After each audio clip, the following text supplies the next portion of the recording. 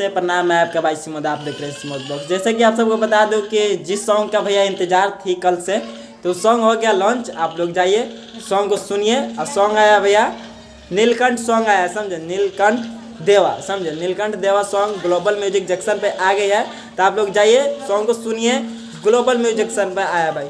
और आप सबको बता दूं कि रिलिक्स है सत्यवीर सिंह जी, बहुत ही बढ़िया लिखे हुए हैं। और छोटू रावत भाई, हमारा छोटू भाई दिए है, संगीत दिए है, म्यूजिक बना है, बहुत ही डुपर सुपर भाई म्यूजिक है।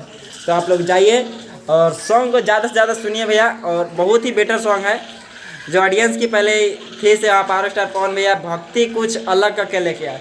तो जब लेके आ रहे हैं पावर स्टार पवन भैया बैक टू बैक सॉन्ग लेके अभी आएंगे।